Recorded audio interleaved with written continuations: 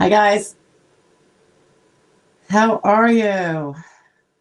We are tiny today. I see Kevin, Michelle, Deanna. All right, we are slacky in here today. Not you guys. You guys rock. Okay. The only question I see at this point is Michelle, and I'll get to that in a second. Michelle, I just want to see how everybody's doing. Hope you guys are doing good. Did you have a good week? How was your Easter? I hope it was nice, and I hope everyone's weather is getting nice. You know, us Northerners, it was a little cold winter, snowy. Um, Anywho, I was just looking at Nosker's forum, which I subscribe as a member, and we do have a new write-up on a Ninth Circuit win, where the claimant, that always means the claimant won, right? And it's titled Huge Ninth Circuit Win Revitalizes Efficacy of Vocational Expert VE Rebuttal Evidence. So that'll be interesting to read to see how truly practical that is. It's never held too much water before, and many of us always felt that those that focus on trying to rebut a vocational experts' evidence, particularly when it comes to defining a job and how many of those jobs exist in the national or regional economies, and that answer of theirs, which they generally always provide for every job they say to a hypothetical the judge gave them, they have to give. And that job judge that hypothetical person could do, it's not the claimant, it's the hypothetical person. There are 49,000 jobs or whatever. And, you always wonder, where do you get that number? And they do give their sources in some way, shape, or form. But it'd be nice if they gave us a link to their source. But I guess they're discussing how the attorneys can maybe present post-hearing evidence to the contrary. So it'll be interesting. I haven't read the whole thing. They were just giving a little summary. So I'll get to that in my daily or weekly endeavors, as always. Let's see. All right, so let's go. Let's go to Michelle, since she had her first question up.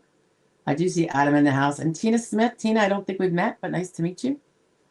All right, so Michelle says, hi, Stephanie. Hello, Michelle. During initial, oh, by the way, make sure you guys can hear me.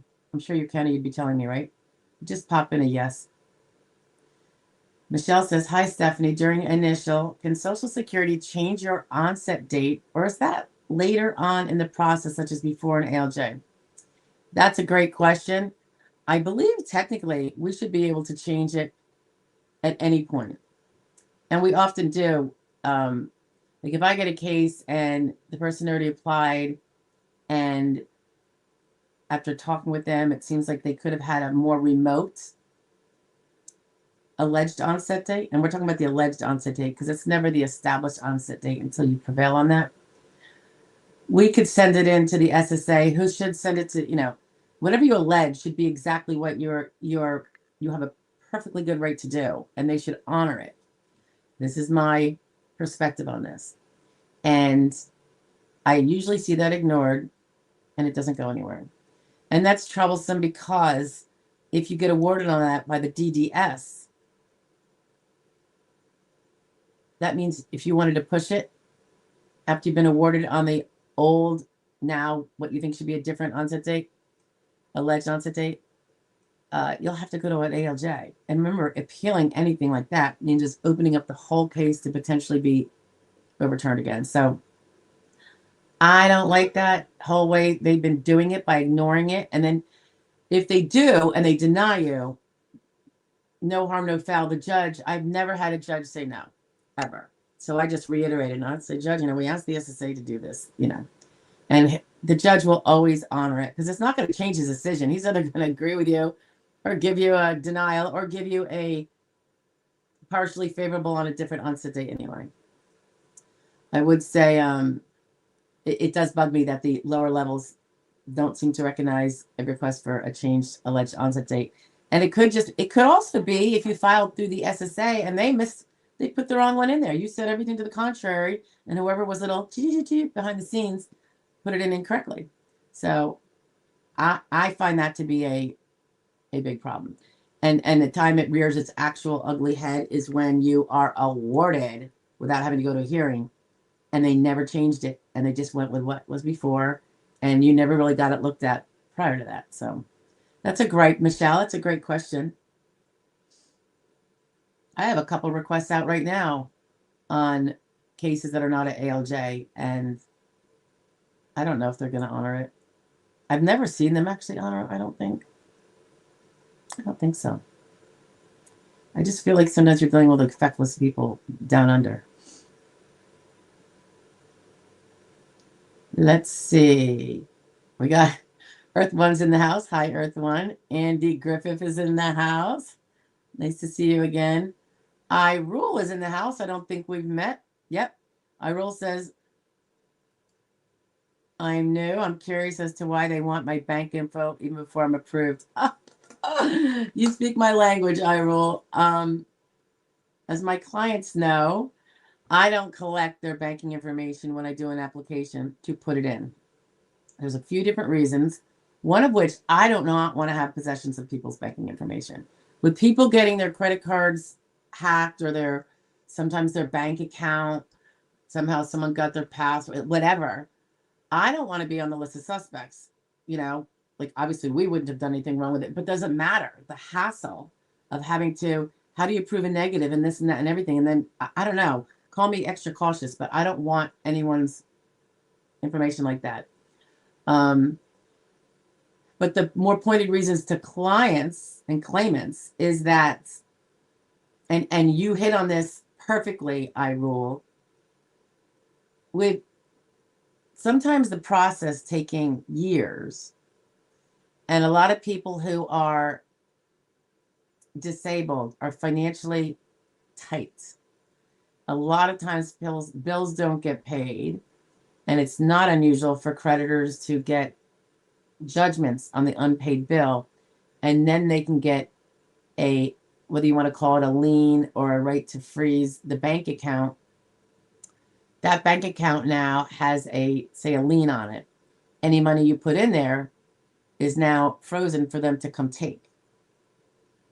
Imagine if your Social Security goes in there and now you can't access it for that reason because it's taken to pay on the lien order. That would really stink, because generally Social Security benefits are not garnishable at the source. And then so it would be a danger when they're in the bank account. Now they did pass a law.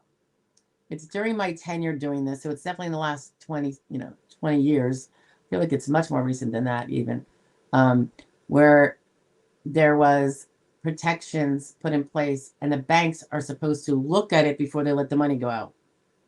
Well, if you want to rely on your banker for that, so be it. And the protections were only for 2 months worth of, and I might not have this perfectly correct because it's not my bailiwick and it's not my thing. I always tell people, I would just go the little longer route of giving it to them later. SSA doesn't like it, and I'll explain that in a second. And I have discussions. I just had one yesterday with somebody on it at the SSA. So the whole thing about the lien freezes and then your money gone to go pay a bill that maybe you were going to bankrupt that bill. Maybe that was going to be, you had this plan, like when I get this and I pay my roof off, that I have to, fix my roof because I have a leak. That's where my money's going to. It's not going to the credit card or whatever. Like they can go scratch mine. So having that, risky, what could be risky in a few months or in a year, bank account information in the hands of the SSA, you might not remember to change that. And nowadays, once you have a claim pending, you probably have to go in person to change it. Later on, you can change it online, but you can't do it on the phone anymore. That came about in the last year, which was with a very good cause, because that's how probably most of the fraud was happening with that. Money was getting diverted out because people who had some, fraudsters that had some of your little information had just enough to be able to get in there and pretend to be you and change your bank account information by phone. When you have to do it online through login.gov or id.me, the the multi-factor authentications kind of prevent that. So it's safer, as much as it might seem like a pain.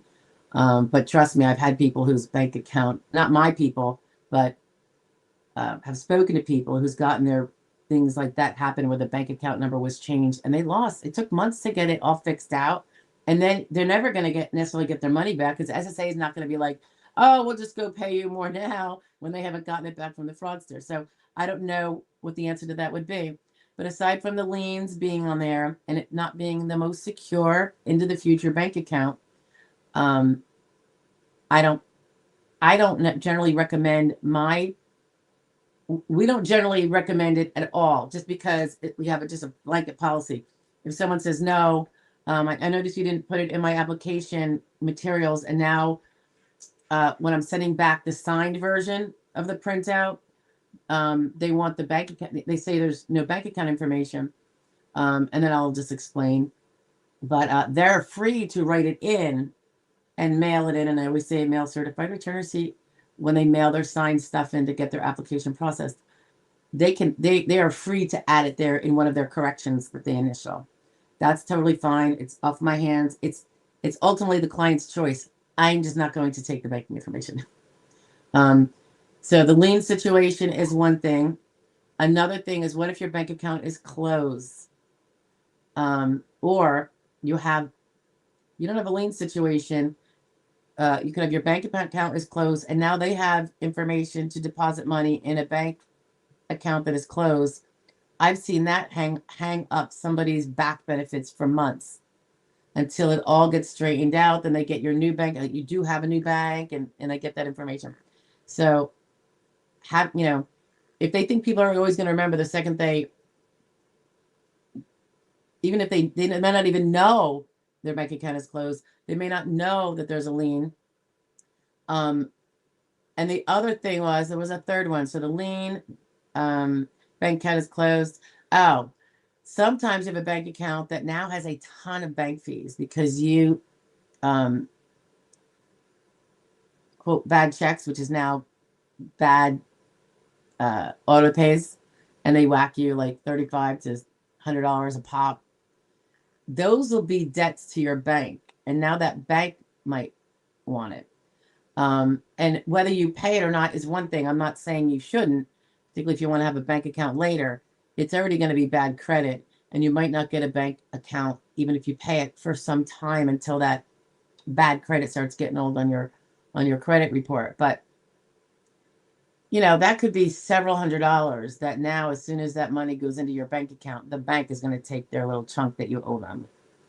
So for all these different reasons, except for the people that are very comfortable, notwithstanding that usually this is a married couple where the other one's making a nice chunk of change. For everybody else, it can be a risk. And the less wherewithal we have to pay our bills, whether it's lack of savings or 401k that we're going to dig into because we're, don't have enough and the other spouse isn't pulling enough, if there is another spouse, the more that is so, I say, consider not giving it. And they don't like it for whatever reason. They're like, oh, well, then we're gonna have to send them their first paper check, and we don't do paper checks except for the first one. I get that, but there is something called the Direct Express is one of the names for it anyway. It's a debit card for SSA people without bank accounts, and they don't automatically jump on that, and you kind of have to sign up for that. But they'll nag you when they don't have your bank account information when you win, and they will send you your first check by mail. And I know that's a little nerve-wracking because I don't like U.S. mail, not for important things like that. But it's a balancing thing, and you can always prevent it by going in person. But I just think the amount of people that have bank accounts now that might not exist in 2 years or be secure, safe, and desirable in 2 years is so astounding that I think everyone needs to think about it. I've seen a situation where the people had plenty of money, so that wouldn't have been a situation, because guess what? They got divorced in the 3 years it took from start to end. So now the bank accounts didn't exist, and it wasn't due to lack of money. It was due to choice, the consequences of divorce and all that. So lots of different reasons why I don't approve of it. I explained exactly what I was talking about, I roll, to the person I spoke with at the SSA, because they were talking about one of my clients who, well, we don't have her bank account. I go, well, what if she doesn't know if that bank account's going to be good and ready for any kind of deposit in 3 years when she might win? And don't get me wrong, a lot of people win faster, but you do not know. And he had nothing to say about it, because all he knows is his little role of saying, she's supposed to give us the banking. I'm like, you haven't even awarded her yet, and you want her banking information? Like, now SSA information is pretty secure. I don't know that there's like major breaches that go on the SSA like you might see in the commercial sector, like with banks, for instance. But I don't know. I just think it's really, I know they're doing it so they have it and they can finish off the case as soon as it's done. But the risk of, think about how many people don't win, and now they have the banking information. I don't know. It just seems premature to me too. I just think that should be one more step that they do in the end. I realize they might, ironically, they say now you have to just go in person. But when the person was applying, you weren't making them go in person, right? You were just having them put it down in their online application. So their logic isn't quite passing muster with me. You know, they've got some splaining to do. But anyway, I think they do it because it's one thing that can be done automatically when you apply, so it's not like extra steps. I get it. Less work for the SSA, but at whose cost? And I think it's a lot of claimants' costs. Too many for my comfort zone. Oh, Michelle's clarifying, I don't want to change, and she's talking about her alleged onset date. I was just wondering if the DDS would change it on initial if they don't like my date. They don't change your alleged onset date, Michelle. They make a decision as to whether or not you met it or any date after. And if they find that they can find that you were disabled at any time while you're still in your insured status, which you're probably pretty comfortable with at this point. They will make that it's your established onset date. That's the one they decide. They don't decide when you're alleging something. That's your business. But they do decide the established. And yes, they can definitely, they're not going to say, oh, Michelle said, October 1st, 2024, and we don't agree. Yes, it's true. She's disabled and based on some evidence that came after that date, but that's not what she alleged, so she can't win. No, it's that date and anything after. So it's no risk to put a date that you can be looking at stuff. Like, we always go back to the earliest possible reasonable date. Usually that's after they stopped working SGA, but not always. Sometimes if they say, no, I really wasn't impaired until like 8 months later when I got in that car accident, then we're not going to put the date they stopped work, because they're never going to win it, and you're just going to look like an idiot, you know? So, fleshing out those things, which usually happens, early on in the other interview, or, early on in the packet work stuff, it gets figured out. So GDS won't change your alleged. They will decide on an established or that it has not been established, and then you're denied.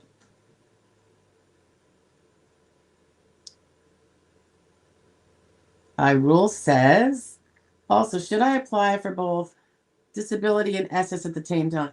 Well, your words are going to be confusing to me. I'll explain why. What do you mean by disability?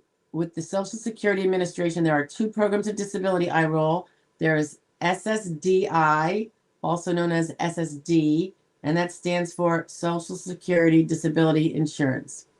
To make people confused, they also named the other program SS something, and it's called SSI. That doesn't stand for Social Security Income. It doesn't stand for Social Security anything. It stands for Supplemental Security Income. It has nothing to do with Social Security earnings, credits, what you've earned, what you've paid into the Social Security funds. It comes from a totally different fund.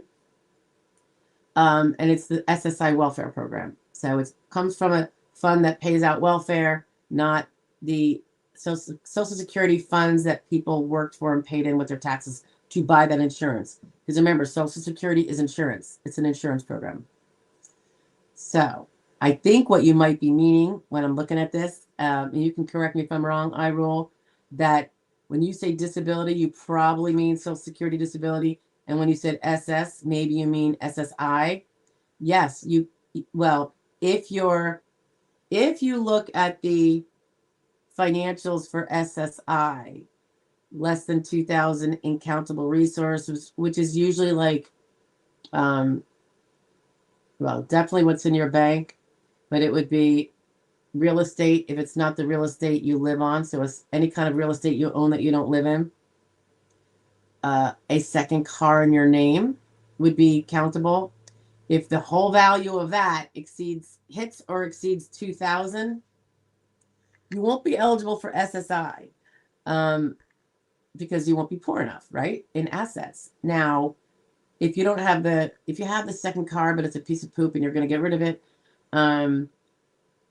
meaning sell it for scrap at best, don't just, if you give it away and it has value, that's going to be a countable asset you gifted away, and that will count against you.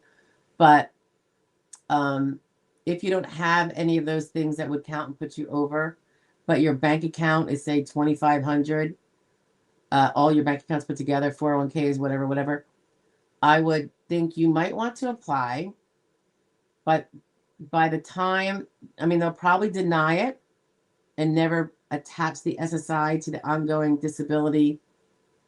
They may or may not, let it continue on to be attached to your Social Security disability medical workup as an ongoing application. But you can appeal it if you're like, yeah, but I had 2,500, now I'm under 2,000, and now I know to keep it under 2,000, so I can keep the SSI application going in case it ends up putting a little extra money on the table for me in the end, which it might do, and it might not. But if you don't have the application in and keep appealing it, you're not going to be able to do that. Another option is, if you know you're over, but you could be close, is once you do start getting your paperwork ready. There's a paper application. They don't prefer you send it in, but I send them in all the time. It's from the old days, because now they want everyone to call, and I don't want my clients on the phone with them. They have to be on it a little with them for SSI, but I try to keep that to a minimum until it's absolutely necessary. But you can have that ready to go so that when you're like, wow, in March, I'm going to be dipping below 2,000, and I'll make sure to have it never tip back over 2,000 for the first of any month. And my income is low enough in the countable income in the family, which would be your spouse too. I'm going to have that ready to go. And then you let them know, you send it in when the time comes. In fact, if you know what's going to happen in like 6 weeks, I would send them a letter saying I plan to apply for SSI within the next 2 months. And then you might have a protective filing for the earlier time, but since you had the $2,000 plus anyway, that wouldn't matter. So I wouldn't even do that. I would probably fax in the application at the time when I go under, and you're going to have a phone interview with them anyway, probably. So just be prepared. But you could definitely it's called a concurrent claim, and it's a wise thing to do if you're, even a little over the border, over the fence and a little bit too high, but not much high, and it could definitely tip back under. It's something to think about, because even if your SSDI is going to exceed it once you win that, and so for all those future months, you're never going to get SSI, and for any months in the past that you got retroactive pay on the SSD, those months you might not get SSI. But if you had an SSI application before that, and there's that 5-month waiting period where you don't get paid SSD, even though you are disabled, that could be your SSI payments. And that's about $5,000 worth if you don't have income coming in.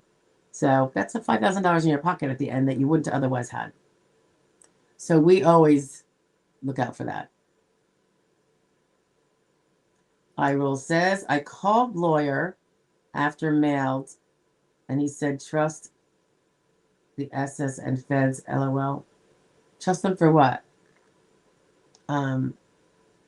Wait a minute. So you did the application yourself, even though you had a lawyer? Was it your appointed SSD lawyer, or would you not get appointed and do the 69 and 6 with you until you did that legwork yourself below? Just wondering. Everyone does it differently. Lauren Blackwell's in the house. Lauren, I think we've met, right? The name, yeah, it's Blackwell. It reminds me of 2 twins back in elementary school. They were a year behind me.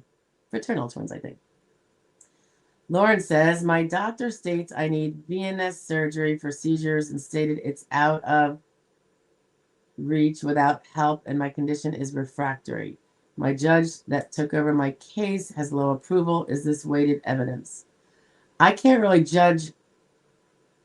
I don't know what your limitations are. I know you said refractory, which makes me think it's not curable, and or is it the frequency of seizures is not improving with medication.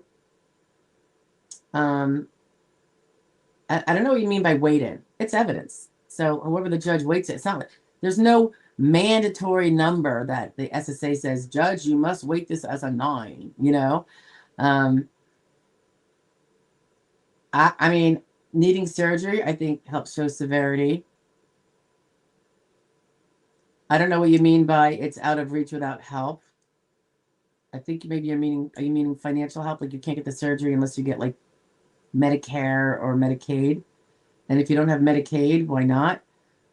If you're, of means, low means. So I'm not sure of all the details, but the need for surgery for seizures, if the seizures, you're going to want to look at the listing for that.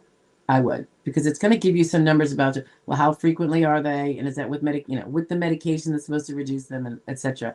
And then you could show a listing to your specialist, like print out the listing, and print out everything that's linked to it. I would think because there's some cross references. It's a little complicated, but and ask them to specifically address A, B, and C.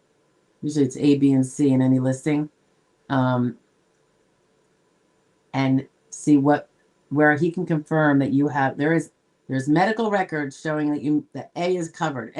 A point 1, 2, and 3 are covered. And then B, you only need 1 covered, and yes, it's the third one down. And here's the, that would be super, if you would do that. And that's always a big if, right? That's not, by the way, an RFC form that some people think that they should be asking their doctors for, and I don't usually agree with them. Your lawyer could be if he knows how to do it. That's not asking for the medical diagnoses that cover all of those things in the listing. That is more of a medical expert. Will they call it an opinion? They probably will, but it's not on your symptoms and limitations. It's whether you have the medical evidence of those listing criteria. It's far more objective, and so it would probably hold decent water unless it's completely out in left field. Andy's in the house. I was approved on initial filing in 6 months, and they did change my onset date, but I didn't challenge it. Yeah, I understand that, Andy, because particularly if there's not a lot of money rolling on it, and you had nothing specific to point to that said, because one thing is good to look at, the date they chose, was there something really strong on that date that they chose it? Either you changed age or you had suddenly an MRI that showed something. If you did, well, that's the cause of why, they couldn't find it before then. Now, if there isn't, and usually there is, they pick a date with a reason, whether or not you agree with it or not. You might say, yeah, but, and this is one argument, that MRI is showing that 3 nerves are getting crushed coming out of my L4-5. That I've been complaining about that pain for 18 months, and this is the MRI that shows it. Now, of course, there better not have been an MRI that didn't show it in between. But so let's say it went back 6 months. One could argue that did not happen the day of the MRI. So clearly, and while an adjudicator, I don't know how much discretion the adjudicators on initial and recon are permitted. We always kind of chalk it up to, they get check boxes. Was there the evidence on this day or no? And in your case, it wouldn't have been. But judges certainly can. They could say that MRI showed this, and clearly that crushed nerve did not occur on the day of the MRI, or else probably the MRI people are going to be liable, So I do get, there's things to think about when you're thinking about appealing a favorable or it's called a partially favorable when you win, but not on the date you wanted. There are the risks, and you could see how minimal or not minimal they are you know, by checking out all the little details. It takes a little bit of time to do that. If you're going to be doing it diligently, I would say it would take, even if you know the file, probably a couple hours. And if you don't know the file, then you have to go and learn the whole file. So that could take quite a lot, many hours. Info only's in the house. I don't think we've met.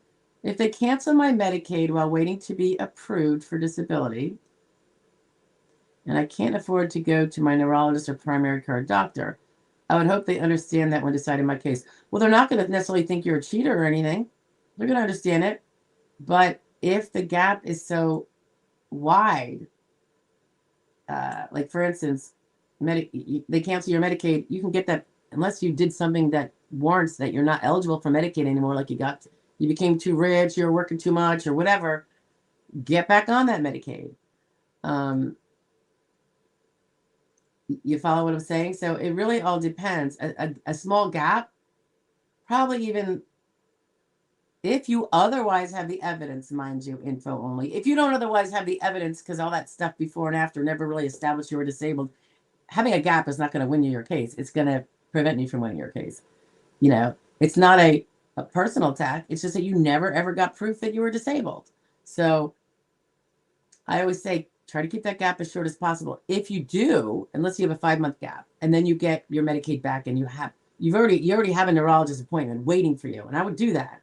If you have to cancel the one because you don't have Medicaid, it didn't kick in fast enough, so be it. You cancel it.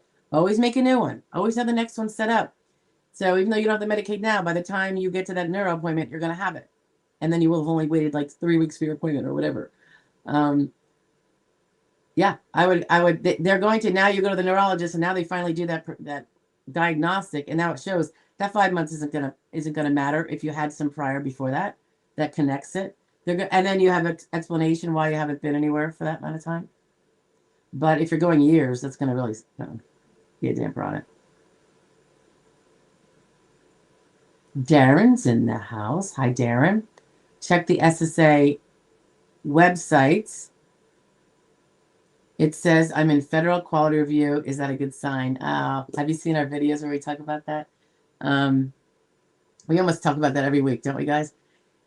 Aside from the standalone videos that explain it. But I think generally, and this is just my gut, they don't give us numbers on this, Darren, but I feel like when there's federal quality review, it is often because the adjudicator wanted to award and then you are pulled for random audit to make sure that the adjudicator followed all the rules to get you to that point. And by and large, they're upheld. Very much by and large. Now, we did have someone on here, I don't know, a month or two ago, do you guys remember, who said I had the federal quality review and then I was denied. So then I'm like, okay, was that a denial and then a affirmation by federal quality review that yes, indeed, it was supposed to be a denial? That was a proper decision. Because I would think if it's a random audit review, they would be doing both awards and denials. I don't know, though. I don't know. If I can find out, I will. I just got to get the time. I got so many pokers in the fire. It's not even funny. I wanted to see if anybody wants to see little Tasha. She's sleeping. You want to hear something funny about Tasha? My husband called me earlier this morning. He's at work in Harrisburg, and he said, I had the craziest dream. You're going to think it's absolutely crazy and horrible and stuff. And I go, what? And he goes, Tasha. I go, Tasha. And he goes, yeah, hi. And he says, he had a dream last night that she attacked him. I go, oh, you probably were watching like Alfred Hitchcock's The Birds or something. And he said that the worst part about it was that we were all really blasé. She took off his finger, like things. And I was like, she's the most docile thing. When she's not happy with you, she'll bite her own leg to tell you to stop annoying me. Like she's that kind of docile, you know. She doesn't want to hurt anybody. But it was the way he described it. She took off his piece of his finger and nearly took out his eyeball. And we were all like, and he's begging us to help get her off of him. And then in his dream, we're all like, oh gosh, Dad, you know, We were all like really lackadaisical, and we did eventually help him, but he said we were horrible.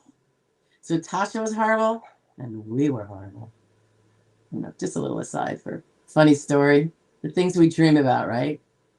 Craziness. iRoll says, I'm 64, barely worked. I know nothing about this stuff. Well, iRoll, do you have a lawyer? Did you say you have a lawyer? If you don't, you want me to look at it? And you said it was SSI, right? Oh, no, you have a lawyer. Oh, you said I called lawyer. Do you mean you just called any lawyer and he just said trust the Social Security insurance? Yeah. If you don't have a lawyer, but you already had your, okay, what did you say?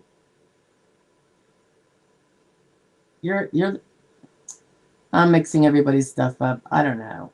iRoll. If you're starting a case and you need me to look at it, I'm happy to do that.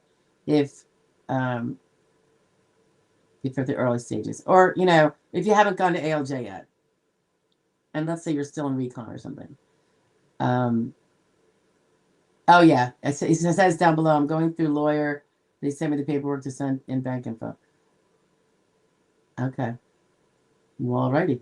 So you are at the beginning, and I'm glad you have a lawyer. So.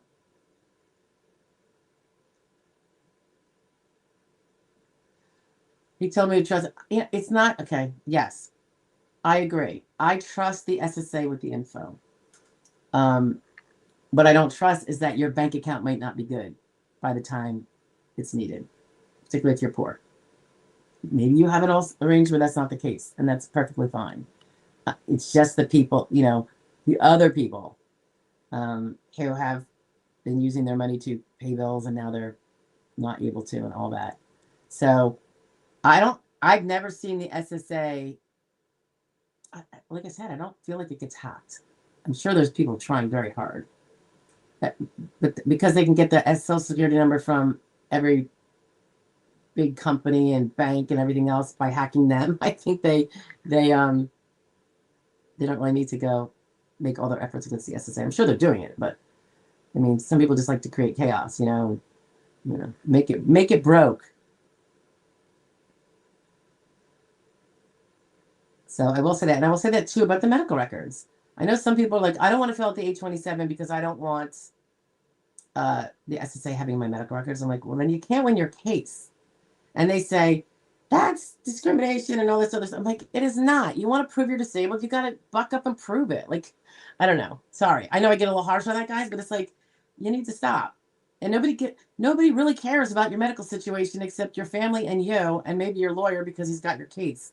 But, there's nothing to be, there's no stigma, that isn't already known by the public about you, like all of us, right? It's like not, I don't know. I think people are just getting too paranoid. And again, I've never seen medical records leaked out from the SSA. Ever in 21 years. Just saying. iRoll says, I think it's funny with all the fraud happening with government, I'm supposed to trust them. Well, the government, yeah, right? Well, the SSA is not committing fraud. So I wouldn't worry about that. If you're talking about your local, it's not even necessarily the offices. I mean, some more smaller entities without all the oversight and everything. Yeah, we see fraud all over the place, and that's what they're trying to crunch down on now. That's why hospice with Medicare is being, because more on those local level things. Yeah. Medicaid, Leering centers, come on.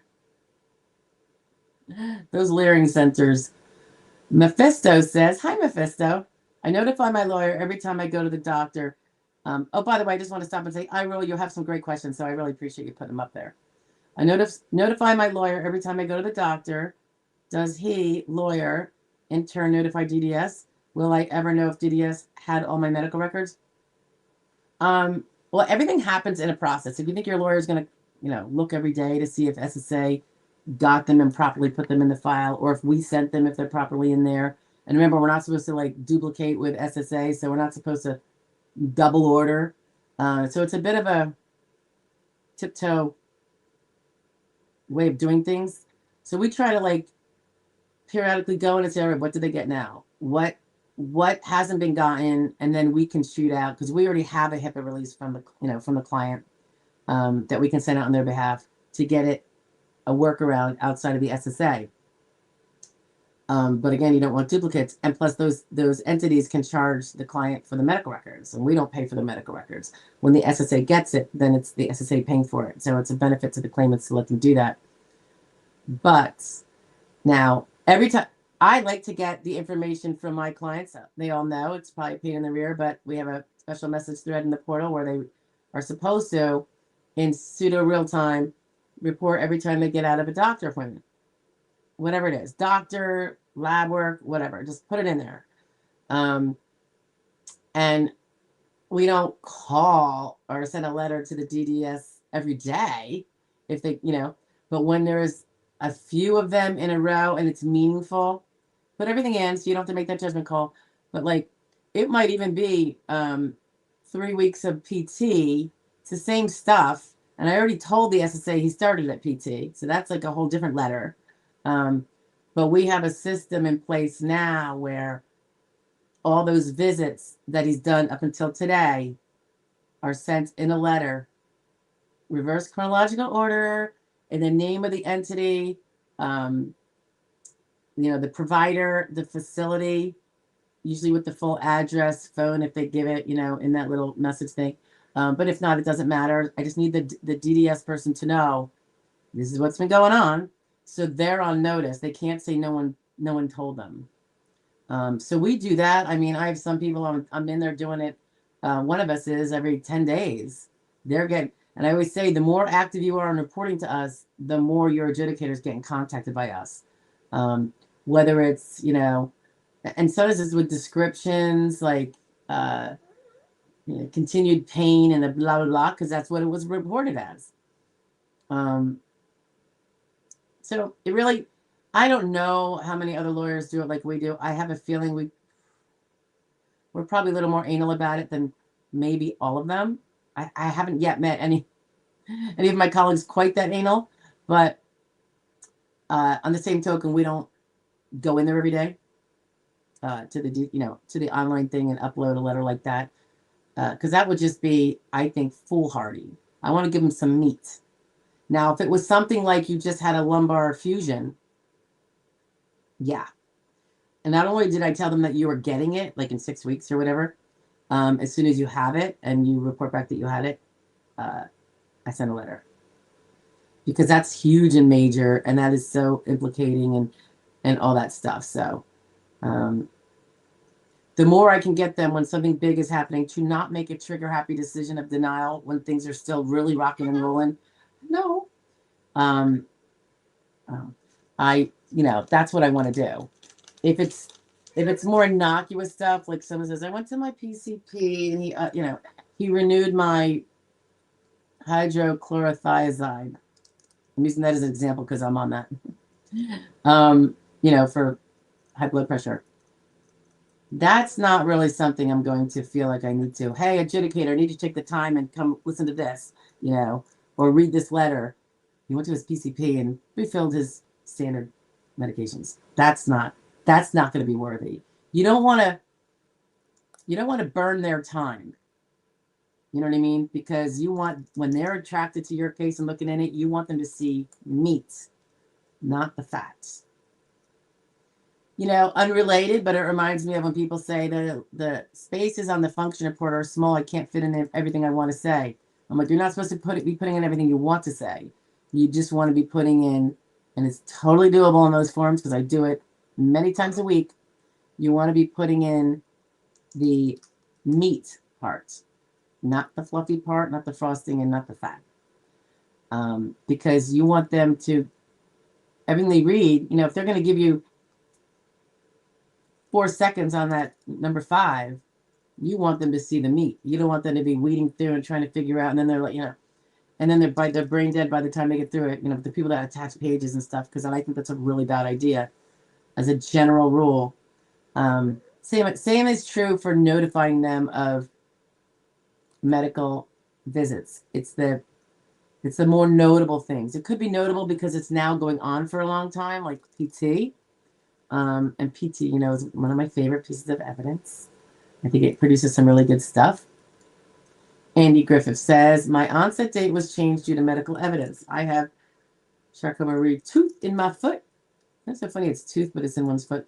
X-ray was my first proof of onset date for Social Security. There you go.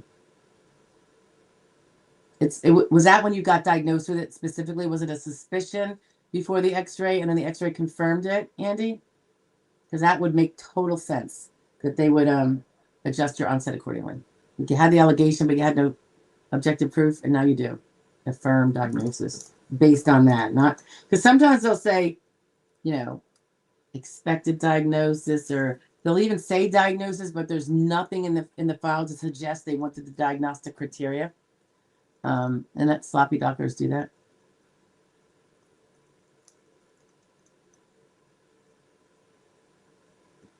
Okay, I'm not really sure what this means. iRoll had same ACC account. You talking about a bank account? Since 1990. Used to work there, and sister is the CEO of the bank. Nice. Super sweet. I wish my sister was a CEO of something. She's a nurse, my sister. She's a good nurse. iRoll says, love the bird. Yeah, that's Tasha, iRoll. She is a super honey. I adopted her. And maybe one day I'll adopt her adopted brother. Maybe one day. I would do it tomorrow if he was up for adoption, but I don't think he is.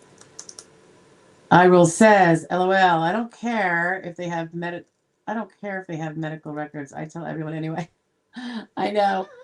You know, I feel like that got really strict, the medical records business and the HIPAA, when probably I'm kind of guesstimating here, so I could be wrong. Maybe it was before, but I feel like it was when in the 80s when acquired immune deficiency, AIDS, and HIV came to plague the earth, because it was a very, very stigmatized disease, and all sorts of presumptions and assumptions were made about people that weren't very pretty or nice, and it was a more discriminatory world back then, on that kind of stuff, and so you really couldn't let it get out. Now, and doctors' offices probably were pretty sloppy. I know sometimes you would be and this is back then, talking to a doctor, and he would say something right out in the hallway where everybody else could hear. Not even just, I don't really care if it's other professionals in the office building. They presumably know they shouldn't be speaking outside of it. But, you know, when other patients could hear. So, and I have a personal experience on that. But yeah, I think that's why. I think back then, now it's like, there's so many, like, it's not as discriminatory it was by a long shot. Oh, well, you dropped it. I don't know why. You're not careful. Oh, did you see her throw it? You want to show them how you throw it? Gentle, don't. Well, I don't have anything else for you in here. So behave. Hello. All right. I mean, it's funny. Do you guys ever get the impression, like when you're on social media, half the people are like using their medical impairments to, I don't know, have a soapbox and what was me and all that stuff, you know? And it's so funny because the people that are actually disabled and fighting for disability, they tend to be the ones that are private about it, you know? Probably because most of them were like hard workers and you know, are used to keeping things to themselves. So I don't know. iRoll says, how much do lawyers charge? Mine said 25%. That is the law, by the way, iRoll. He doesn't have a choice. He could work for free, but he doesn't have a choice. He can't go higher than that. I thought it was lower, but I get they only get paid if I get approved. Correct. And it's not 25% totally, iRoll. It's 25% of your back benefits, but never more than $9,200. So if you have, you know, $100,000 of back benefits, hello, they're not going to, don't you dare jump. She looks like she's going to take off, right? Sometimes she does that, but her wings are crooked, so not a good idea. She'd make a mess. Capped at $9,200.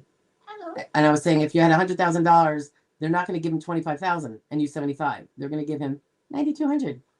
You follow? I say that too much, don't I? You follow? It's like saying, get it? Understand? I need to vary it up. But yeah, and so that means I rule if he works for 2 years and you only get $10,000 because that's the way your proofs went, he gets $2,500, even though he probably spent $15,000 on you. So that's a loss. It does happen. You just gotta take the good with, the good paying cases with the bad paying cases. Hello. Why don't you just say hello? Are you saying hello to them? The lovely people. Yeah. Tidewater's in the house. Hi, Tide, and I love your flag. Oh, that's amazing. I love it. Tide says, I'm expecting a CDR or disability update report from sometime this summer. Just turned 55 and was last CDR was 12 years ago. And I'm always anxious about what's coming review-wise. Oh, wow. It's been 12 years. I don't, if you have not gotten better from 12 years ago, I assume you've actually kind of got more impairments or, unless you're regenerating and getting younger, I don't think you're going to have a problem at all, unless it was something that was remediated by surgery or something. Or you've gone back to work or something, So I think you're probably just going to be fine. So just keep doing what you're doing. Continue with your follow-up, be a responsible patient. And I think you're going to be just fine. The vast, vast majority of people sail through their CDRs. Hello. Right? But they have to do, I'm going to reiterate this for the people that say, then why do them? Because the second you take away the CDR process and requirement is the day all the cheaters come into the system. It's a way of keeping them out, guys. It's a gatekeeper to protect the funds for people like Tide who are disabled. Follow? And everybody else that wants to rightfully collect their Social Security disability because they too are disabled under the definition. Hello. Hey, brown-eyed. At what stage do you accept new clients' recon appeals? Oh, for me, before they apply is the most preferred time. I know it's a lot more work for us, but you tend to have a stronger case and you have a better chance of winning on initial or recon. And I think overall as well. I take them on recon. I look closely, and it's more difficult to take them after they've applied for ALJ. If they need to apply for ALJ because they've been denied on recon, that's a little more doable. And the whole point is because I want sufficient time to make a difference.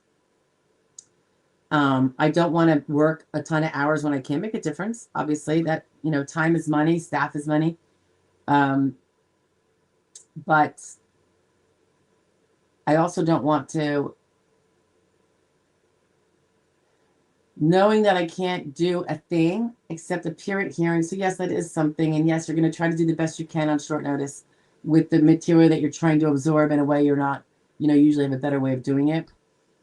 So there is that, but I just want to be able to, there's just a better chance when someone hasn't had an attorney or has had an attorney that hasn't really advised them. I find that there was so much stuff they could have been doing to make their case stronger before it got to me. And now they might not have the chance to do that. So we often have that conversation, and, potentially there's a lot more conversations going on early saying, well, are you going to be willing to, can you call your doctor tomorrow and get that referral to the ortho? So, try to get it expedited, make that appointment, even if it's 2 months from now, that's going to be before the ALJ, get that MRI, they have to push now to try to get this stuff done faster. So is it doable? Yes. When I've had probably 3 people this week already contact me and their hearings are in 2 weeks. And I'm like, I'm sorry, I can't do it. I would be doing you an injustice. Yeah, and I just wouldn't feel right about it because I can't do the work that would make a competent representation. So, but yes, the earlier the better, brown-eyed, the earlier the better. I have people that are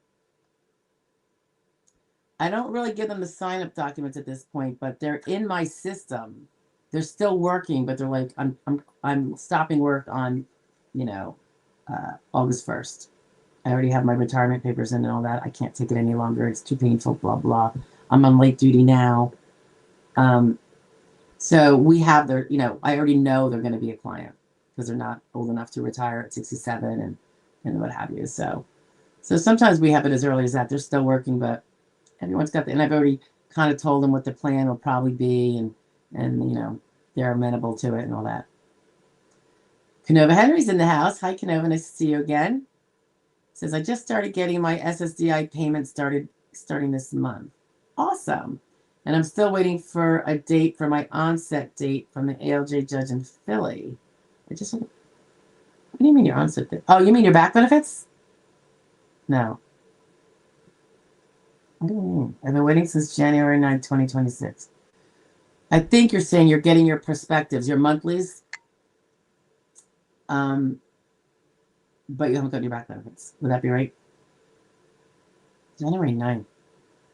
Have you called? Do you have an attorney? I would call the attorney. And you could also call directly the SSA. And your attorney might tell you to do that. Your field office probably does not have, it's at the payment center, and the payment center gets a little slow and wonky.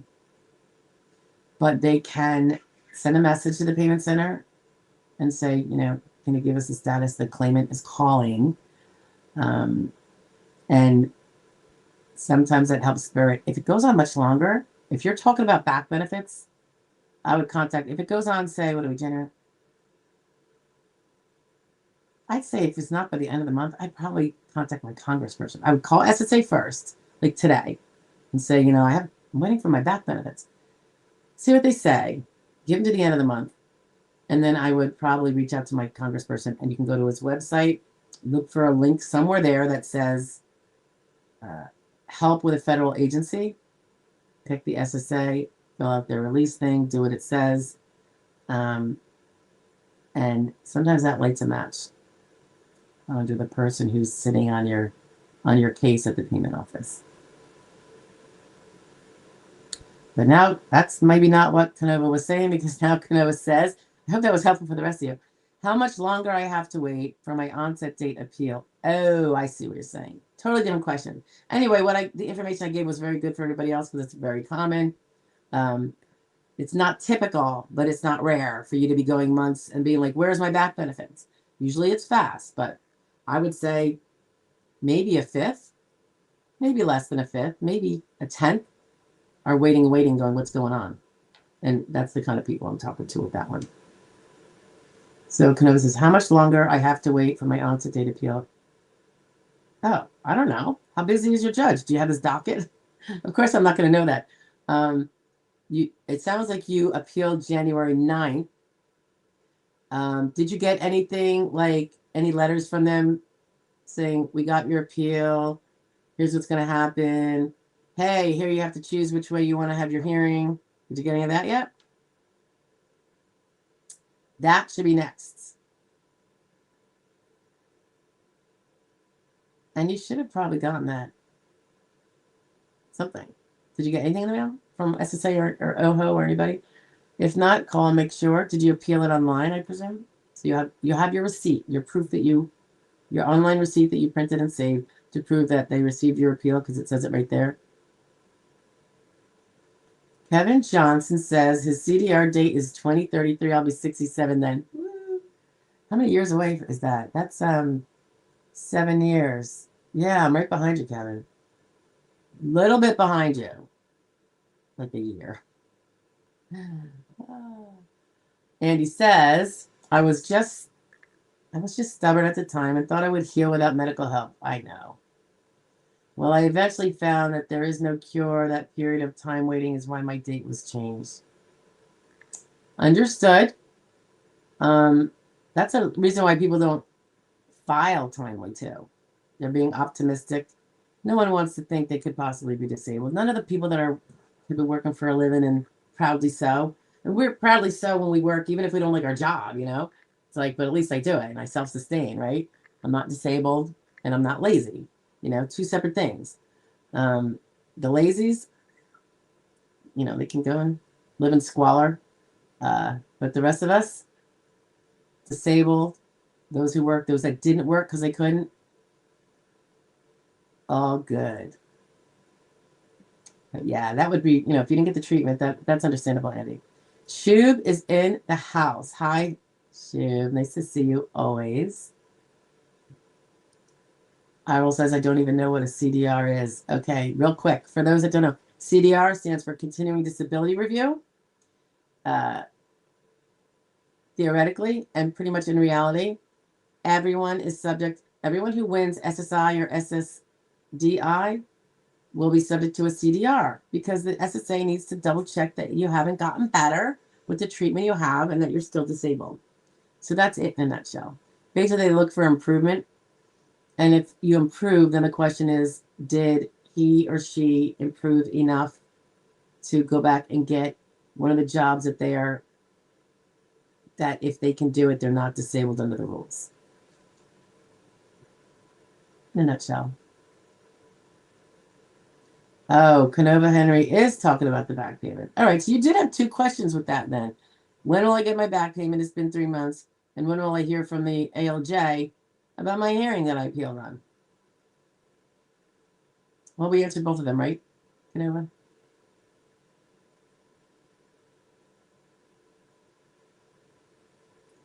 Oh, I get that in January to do a phone interview. So you did your, so is it that you did your hearing in January 9th? So you've already gotten your back benefits, right? You're talking about, I don't really understand this. I get that in January to do a phone interview with the ALJ. So you didn't do it in January though, right? Because then you say just sitting here waiting for the date of court. All right, so you're still waiting for your hearing. Yeah, so did you get any paperwork just saying, we got your request for a hearing? That's usually the first thing, I think.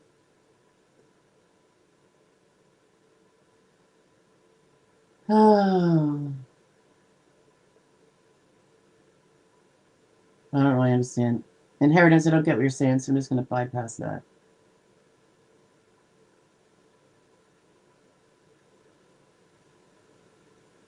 Okay, inheritance, later to you too. I don't really know what he's saying. All right.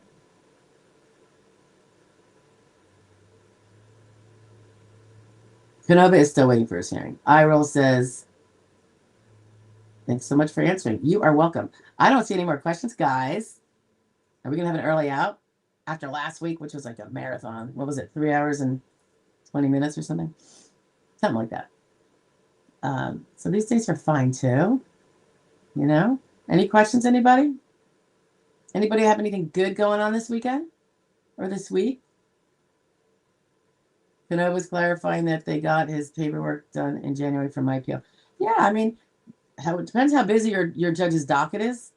Sounded like you opted for a phone hearing. You know, that's your prerogative, of course. As long as your attorney's good with it. If you have one, I don't know. Anyway, no more questions, guys. So I will cut out early if there's nothing more. What do you think? If you have questions that you're not putting up, I know some people are a little shy about doing that. If you want to put them anytime under any of the videos, the 12 o'clock nooners, or even this one when it comes out, I will see it and I will respond to it. If it's suitable for a video, I will do it by video and you will get access to it first. It'll be a link for you. If I can find the post you asked for it under, I will put it there. So hopefully you'll get some sort of notification. If not, I might put it, I don't know how I'd really be able to do it without just putting it out there generally, and hopefully you're paying attention to the dailies that come out at 12 noon. Yeah, Canova says, thank you for the information. You are very welcome. Tide says, he or she is ready for spring. Winter makes everything a bit worse. The pain, right? Cold, damp, unless you're in the South, but for those of us up here. Tony P's in the house. Hi, Tony. He says, like, share, and subscribe. Yeah, please do that before you guys cut on out. That would be awesome. That would be great. Like, share, and subscribe. Sharing's hard if you don't know who to share it with, but like and subscribe is super easy. Just press the buttons. All right. Looks like we're all good with questions, so that's cool. I will see you guys next Wednesday. I will again be in Harrisburg, doing that quite a bit lately, so I will be doing it from there, barring any unforeseens where I have to come back here, which sometimes happens, and I'm flitting back and forth, which is terrible with the gas prices. But a few years ago we had the same prices, so I guess you get kind of used to it. Yeah, so that'll be cool. I love working out there. You guys know it. It's peaceful. And I have to talk to my daughter because she has to hold down the fort here. And we have a zoo that I'm the one that largely ends up getting stuck with all the work. And for those of you that don't know me, it's not really a zoo. We just have too many animals. You know, this is not the only animal, this bird here that's now sleeping over on the other side. We have 2 more of those, and we have 3 dogs. And during the day, I let a 4th dog come stay, so she doesn't have to be in a crate all day at her home. And she gets along with my 1 dog really well, so I let them play. And then 3 cats, because my daughter is an animal person. She's in vet tech school, actually. And she kind of pushed them upon us, saved them, whatever. And yeah. Oh, Tidewater's saying, oh, and then a tortoise is on the floor. And 2 other tortoises that my daughter has, and a lizard who's kind of in my kitchen area. I'm not kidding. In a 5-foot tree. And he's really cool, actually. We thought he was a bearded dragon, but apparently there's another one that looks just like him, but it's smaller. She goes, I think it's like rat something or rag something. He's really sweet. She'll walk around and he'll be like holding on to her hair. He like just looks up at her adoringly. And I'm like, you know, some old ladies used to have pins of like green lizards, didn't they? Isn't that a thing? Kind of tacky, but whatever. Yeah, Tony P also has 3 dogs. Yeah, it's crazy. They get into that mob mentality, Tony. I'll never have 3 again. I might one day have 1 dog. That's going to be the most I'm going to have. Because I'm home. It's not like the dog's going to be home alone where they would need a buddy, you know?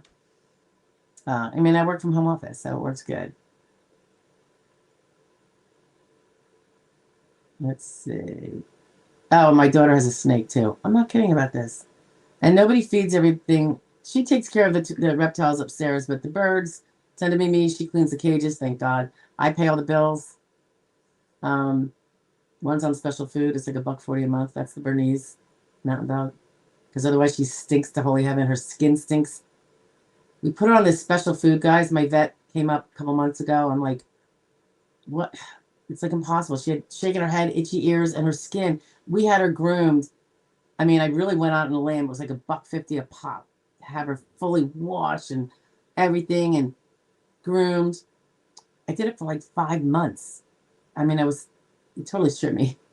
And 3 days afterwards, she never smelled perfect right after anyway. And then within 3 days, she was back to her original stink. It was just coming out of her body. Turns out, so my vet gave me the suggestion of, well, why don't you try making her food, or you can always buy it. We had tried making food. It's not a bad thing to do, but it's very time consuming. Very. Did we do it with her? We did Fresh Pet with her. It didn't help. With my old and on our way out German Shepherd, we did to get her appetite up, and it worked. And she, of course, is no longer with us, like 2 years now. But he got me one of those hydrolyzed protein. It's a prescription from a vet. If anyone has this problem with an allergic dog and you want to try it, hydrolyzed protein is instead of regular protein. And my vet said beef is the worst. Like, you know, everyone's saying, stay away from chicken. He's like, and they're saying, stay away from corn. He goes, that's not even the problem. He goes, it's the beef. And he said the hydrolyzed protein, the particles of protein are small enough to pass through without, I guess, whatever the mechanism that makes the dog sensitive to these proteins. If they're small enough, I guess they get to suck out whatever they need from the macronutrient, maybe the protein itself. But whatever the protein, the rest of it, I don't know. It's just whatever he said. It was like the particles are small enough. I haven't done the research yet, but within 3 days of putting her on this, guys, stink was gone. So now I'm like, all right, I'm stuck paying this big bill to the day she dies, but it's so worth it because she'd stink up. I couldn't even let her in my office. Just her mere existence stunk. Her farts also were really stinky, and I know dog farts are supposed to smell, but this was really, really bad. And equally bad to the part that we suffered from her body stink. You couldn't even pet her. It would be greasy and nasty. Now that's not happening, and now she gets hugs. The head shaking of her itchy ears was really sad.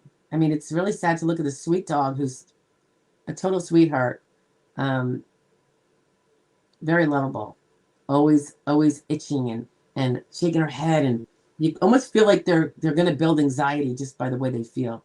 So I can't believe I didn't do this sooner. I guess I didn't really know about it as concretely as when he said, and I really didn't think it was going to work, honestly, because she's 4 years old, so this isn't something very new.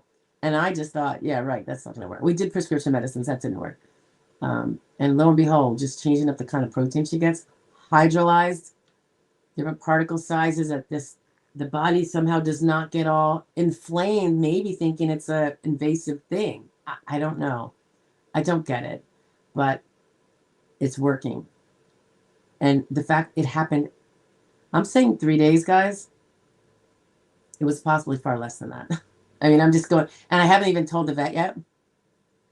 But I do have to make an appointment for all the other dogs for the summer. So just to make sure they're up on their stuff. He's a mobile vet, so he comes here. It's awesome. And I haven't told him because he's busy and stuff, and I'm busy. But when it first happened, I was like, oh, I'm not even going to tell him. I got to make sure it's true. You know, like you don't want to jump the gun and think something's true, and then a week later she's used to it and now she stinks again. You know, tolerance or something. But it's been, I want to say, almost 3 months, over 2 months, I think, and it's fantastic. Tidewater says $4.15 a gallon in Mass. Yeah, we're about that too. I think I haven't really been out. It's temporary though. The only thing I can say about it is I'm definitely happy to pay it if it's going to make this big arse difference in the world. I'm definitely willing to pay it. I would probably be willing to pay it forever, and I'd say that knowing how bad that is, if that's what it meant. But I don't think that's what it means. I think it's temporary, and prayers that it's the efforts and the sacrifices are for this massively world-changing, decades-changing situation. So I'm not going to complain about the gas. People are doing much more than that to make change. So it's the least I can do. And I know you probably feel the same way, but it is painful, particularly for the commuters. My kids can't stand it. Yeah, Iroll says I stay home, don't need gas. Yeah, I mean I work from a home office, so we get a lot of mileage going on, but it's not the same because I get to write off business miles. So that's when you're self-employed and not working for the man, you know. Delia's in the house. Hi, Delia. Was going to ask about the stinky dog because I have one too. All right. It's not cheap. I think it's like you need a prescription, and without an auto ship, they only give you, this one happens to be Purina, guys, but there's other companies. The first month I bought all 3 bags at once because it gave me like $100 off because it was auto ship and you got like 30% off or something. Auto ship for the first auto ship. Now I just this other day ordered my 4th bag and I said I'm changing it to 1 bag a month because I can get her by on 1 bag, and I'm gonna always order it. Make sure like I always have half a bag, so I don't want to ever be where suddenly I'm like, oh, I either have to starve her or give her crap dog food. And I say crap like loosely because it's not crap for everybody else. It's just crap for her. It made such a difference, Celia. It was, I mean, I never smelled a dog as bad as Maya. Her name is Maya. It was so bad. And it would happen so, it was incredible. And it was a different texture on her fur. So, because it's all coming out of her pores. That's what it was. And, oh, she would also at one point be scratching her back so bad it would be bleeding. We got none of that now. It was really bad. I thought she was going to have to suffer the rest of her natural life. I wasn't going to put her down for anything. That's horrible. I'm like, there's got to be a solution, but I didn't know what it was because nothing I heard worked. And then this did, so. What is DCM, Nelly? That food will kill your dog. So the hydrolyzed protein, you think it'll kill my dog? Well, she's going to die in like 4 years anyway. She's a Bernese. They don't live long. I mean, really, right? So what's going to kill her first? I don't know. What do you guys think? I'm going to like, what is DCM? DCM. Anybody know what she's talking about? But I appreciate the heads up, Nelly. I will look up DCM. There is something bad about it. I do at least want to know, you know. But what's the trade-off? She lives longer, but she's miserable and in pain and suffering and neurotic and not enjoying life. Or she lives a little bit shorter and she's comfortable and happy and doing great and gets hugs. I like hugs, she says. She's like the snowman from Frozen. Isn't that what he says? What's his name? Sven? No, is that the reindeer? Olaf? Olaf? We used to watch that all the time. The kids were small. That's when it came out. It was so much fun. Oh, iRoll says I don't see the post about DCM. It's right here. Sorry, I haven't been popping things up, guys. I guess because we're not talking about. We're just kind of BSing here. That food will kill your dog. It causes DCM. That's from Nelly. And Nellie's got a picture of a dog, so obviously Nellie's a dog lover. Maybe Nellie's a vet or just someone who's in the know. Nellie, I'm going to look it up if you don't give me details. I hope DCM will, I'm sure it'll show up, right? If I say like dog food with hydrolyzed protein and DCM, I'll find out. All right. So we're just kind of shooting the breeze here, guys. Did you ever hear that expression, shooting the breeze? Shooting the breeze. My 5th grade teacher, Mr. McPherson, I loved him, adored him. Everyone in the class adored him. The last day of school, 5th grade, I don't know anyone who wasn't crying, even the boys, like literally like tears. And that's really embarrassing. We were a bunch of tough kids in 5th grade. I mean, I was a tomboy and I was like, he was so much fun and so much nice. So much nice. I can speak. He's great. I'm still friends with him on social media. Isn't that funny? I'm 59 years old. I'm gonna be 59. I'm 58. And he's on there. He was young, and I think all the moms were digging him. My mother used to say that. She's like, "Oh, you should see their mothers at school. They're all like, wow." He was like 24 years old. It was like tall and handsome, and just with a great personality, and definitely a smart guy, and all that good stuff. McPherson. He's great. He still is great. Delia says, I have smelled a dog that bad. It's horrible. Poor baby. It's worth it because at least a dog will be pet. Well, yeah. I mean, but think about it. House of 4. We're all happier. Our guilt is less. I mean, you feel guilty when you can't think about it. I mean, say the same thing when we have our kids. Like if they're suffering, we feel terrible. And we all do. Those of us who love our animals, we feel terrible too.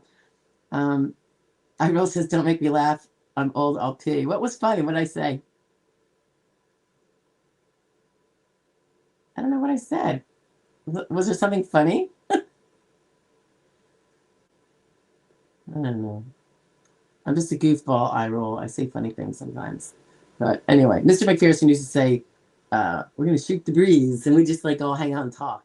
It was just so much fun. Nellie's giving a warning, says, please watch out for grain-free foods. That's funny because my vet, Nellie, was saying it's not the grains that's the problem. And you're saying to watch out for grain-free foods. I think you're saying that they can be, yeah, she has the balanced diet now. I have it on veterinarian recommended diet, as I said. And I don't give her, granted, she breaks into stuff sometimes, but generally speaking, we don't give her any treats that are not, well balanced, if you will. I'll give her, a piece of, what is it like? If I'm cutting up cucumber and she wants a bite, I'll give it to her.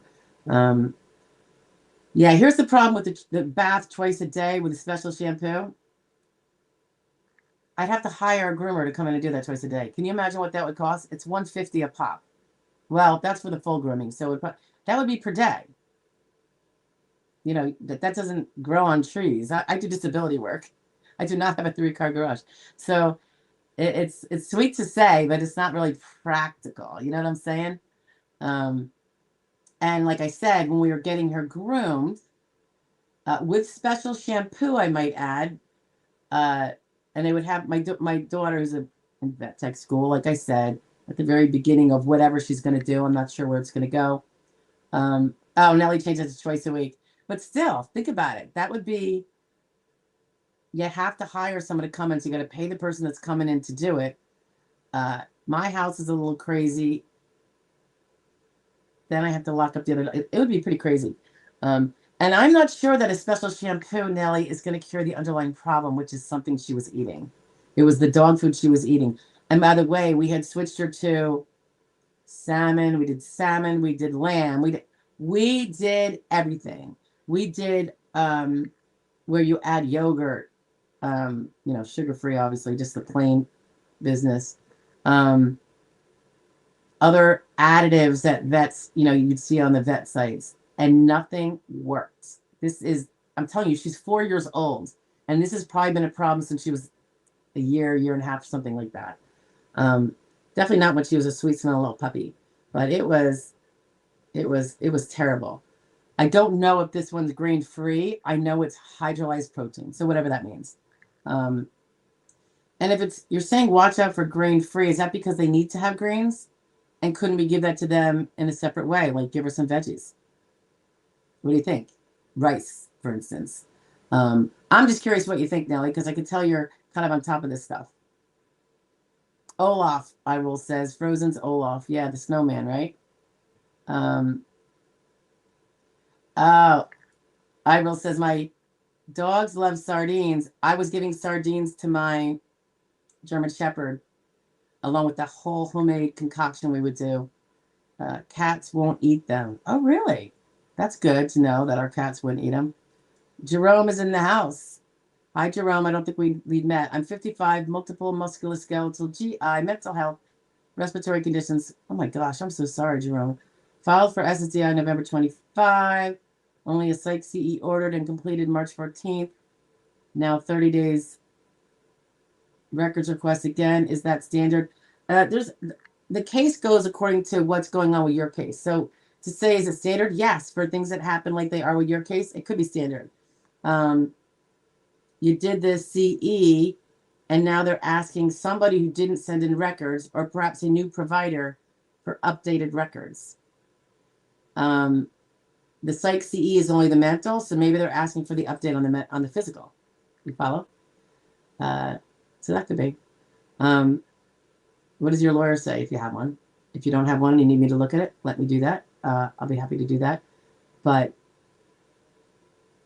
I would think that as soon as they get those records, it's probably going to go, unless they're considering sending it to a physical CE as well, it's probably going to go to the medical expert, you know, the medical dude in the SSA who's going to determine your RFC, and that will determine, in essence, even though he doesn't make the decision, he just makes the RFC, it goes back to the adjudicator who plugs in all the numbers that were given to him, and then it comes up with the answer, and then he gives the answer. And supposedly it's his decision, and all that stuff.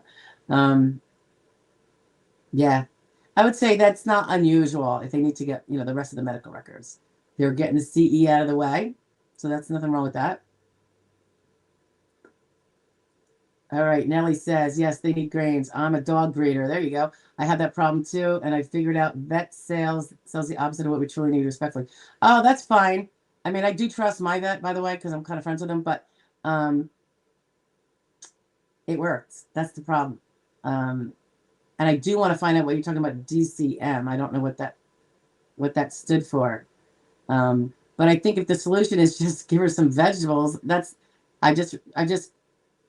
we've just cured the grains problem.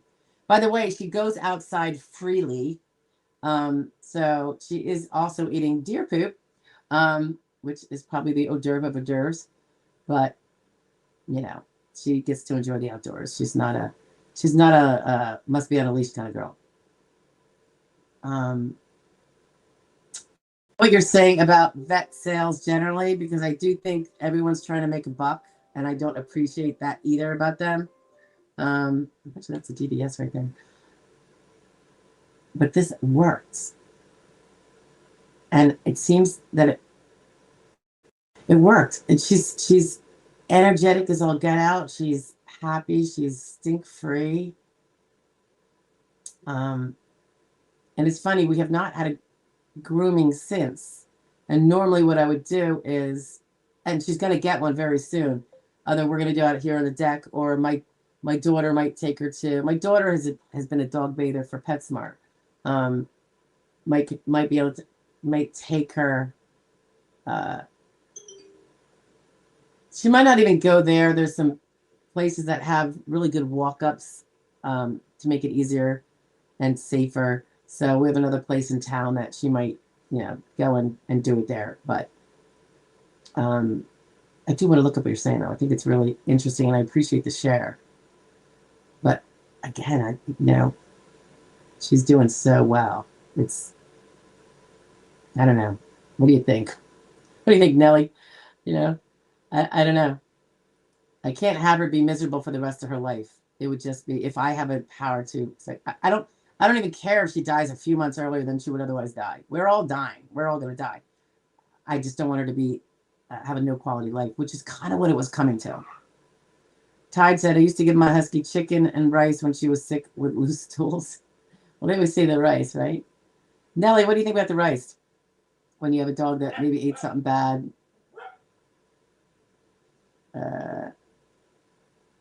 Jerome says, all my records are VA. I'm 80% with VA. They had all records up to 3/2/26. Yeah. So maybe they just want to get those. Did anything of import happen since early March, Jerome? Like maybe any kind of diagnostic test that they would be wanting to get. And by the way, if all your records with the VA, they do a HITMR to get those quickly. So how did you learn about this, that there's a 30-day wait? Did your lawyer tell you that? Or because they should be able to just do a HITMR and get your VA records within 24 hours. So that doesn't entirely make sense. You could even go in and get you the portal version of your VA records from March 2nd to today and just fax them in with the barcode. If you have a lawyer, he can just shoot them right up to the electronic file, in real time. Nellie says, yes, it's the outside environment. Deer and rabbit people do it every time. We'll do what? Make them stink? Well, she doesn't stink, and neither do the other dogs. Do you know what I'm saying? Like, I have 4 dogs that play here. Well, 3 of them are mine. It was 4 were mine. Now it's 3 are mine and 1 that just hangs here. And I grew up on a farm with dogs, and they didn't stink. And they had 110 acres. I didn't own it, and unfortunately, we just lived on it. But and they ate all the stuff in nature, and they were fine too. So I don't know. Believe it or not, they ate the bones out there too. And they say, don't give them this bone. And I don't give them the bones because it's been drilled in my head forever. But I was raised where they did it naturally, and it never caused them to have any puncture or anything. So it's always kind of funny how, now granted, that's raw bones out there. So I think they might be talking about cooked bones that get more brittle. But it is kind of funny how what worked perfectly fine when we did it the old-fashioned normal way, which was very normal in the 70s, and I'd say even the early 80s at least. Growing up on a kind of one with nature and on a bit of a farm kind of environment, we didn't have these problems. So I don't know what's going on, Nellie, and the rabbit poop didn't hurt them, and the deer poop did, and eating the dead animals that I'm sure they ate in between meals didn't hurt them. So I don't know about that. Maybe the books tell you that, but I'm not sure I believe it. So Jerome, you're saying that your portal is saying, and I don't know this, guys, because I don't have a portal that you have, that they tell you that they sent out a request for records and they're waiting on 30 days? That's interesting. Too bad you can't get an electronic file. Your attorney can if you have one. But I think you're going to probably find out pretty soon. I'm just wondering if you had something that they learned was about to happen and they want to get those results. That could be a reason. Nellie says rice is good cooked right. Pumpkin is one of the ones I gave him, Nellie, like my German Shepherd, to, you know, get her up and eating again, because the dog food with the grain and everything, that was more of a regular dog food. She was losing attention. She was starting to really deteriorate. Deworming your dog regularly will make it all stop. Yeah, every year he does something with the poop. Yeah, usually comes in summer or spring. All right, guys. So we're just kind of shooting the shooting the breeze about mostly non SSD stuff. So I will probably let us all get off so no one feels they have to hang out and be polite. All right, guys. I think that's all the questions. You know where to put the questions. If you have any more, I will get to them, I promise. And please come back next week, Wednesday at 1 p.m. Eastern Standard Time. But Brian's coming in late in the day. Come on, Brian. Every time I try to get off, right? I've been waiting for so long, says Brian. Brian SV Log. Nice to see you. BV. Is your last name Vlog? Oh, you have a vlog. Ooh. I've been waiting for so long for SSDI. I do have an attorney. Good. Currently in the appeals counsel process. All right, so you were denied at ALJ after an ALJ denial months ago. Attorney is hopeful for a favorable outcome. Well, I'm glad he's hopeful. That never hurts. Yeah. Fingers crossed for you. I agree with eye roll. Good luck. All right, kids. I'm at the end of the questions. We are an hour and a half in. I'm going to call it. Jerome, you're holding me up.